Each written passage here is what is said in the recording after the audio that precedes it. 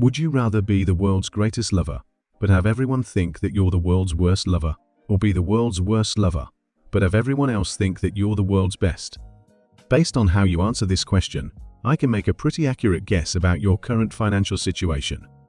If you're confused, don't worry, it'll make sense by the end of the video. So here are 4 things that tend to dictate whether or not you're doing well financially. And I'll also discuss how reliable they are and how you can use them to keep your financial future on track. Number 1. Are you playing the right game? Imagine facing prime Lionel Messi and prime LeBron James in a friendly game of basketball and soccer. Could you win? Sure. Why not? Lots of people could beat prime Messi in basketball and prime James in soccer. Because it's the wrong game for them. This concept applies to your finances as well. There are 2 games you can play to measure your financial success. One of the main reasons people tend to feel behind financially is because they are playing the wrong one. Game number 1, the status game. I really like the way Naval Ravikant talks about the status game.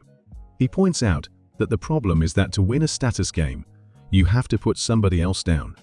That's why you should avoid playing status games in life, because it makes you a very competitive, angry person. You're always fighting to put other people down, to prop yourself up. The status game is an external ranking to everyone else, the size of your home, the brand of your shoes, and everything else that you can see and compare yourself with on social media. So, for example, if I bought a Ferrari, that would only improve my status to those around me who don't have one. I actually experienced something similar to this when I first bought my Tesla Model Y in late 2020. When I first bought it, it was a very uncommon car, and I noticed people staring at the car everywhere I went. Now where I live, Teslas are about as common as Hondas, and no one even bats an eye. I still enjoy my Tesla because I never cared to impress others anyway. If everyone else has one, it doesn't help me climb up the ladder or push me down. The problem is, when people start playing this game and tie their self-worth to the success of others. There's a sentence in the book, The Millionaire Next Door, which reads, "Wealth is not the same as income. If you make a good income each year and spend it all, you're not getting wealthier. You are just living high." Most people don't talk about this, but the status game works in reverse as well. A lot of people, usually those who aren't wealthy, love to act morally or spiritually superior by downplaying the value of money. This positive-sum game of capitalism, I think, gets a bad rap. And so I don't think there's anything wrong with wanting to be wealthy. The problem is that people, they signal against wealth. They talk about how money is the root of all evil, or they, say, "Oh, I'm beyond wealth, I don't want wealth," or they attack income inequality and so on. And a lot of this is people just status signaling. They're trying to gain status in the eyes of the tribe, saying, "Look, I'm looking out for the entire tribe, not just the few people who are getting ahead." This is also problematic because you're still trying to gain validation from others instead of being honest and humble. Game number 2, the wealth game. This isn't about what everyone else can see, but instead, it's about what's going on behind the scenes. It's the money in the bank that is being invested into assets, the business that you're trying to build on the side, the money that you're spending on self-development, and everything else that has a positive ROI. This can ultimately buy you freedom and give you the power to live life on your own terms. The key is to make sure your evaluation of financial success isn't based on the status game. Once you wrap your head around that, you will realize you're doing far better than you think you are financially. Because the status game is just like a movie trailer. It shows you the highlights and leaves out the rest. This leads me to number 2, how much should you be earning? One way to know where you stand financially is by looking at the average wages. The average salary nationwide in the USA, according to Forbes, is $59,428. The truth is that these numbers don't really change how we feel about ourselves.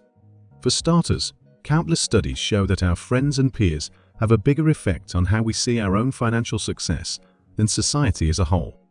Second, our monkey brains evolved to make it easier to feel bad about our income than to feel good about it, no matter how much we make.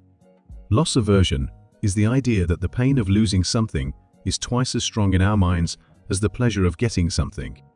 To give you an example, we would be thrilled to find $100 on the ground. It would make our day.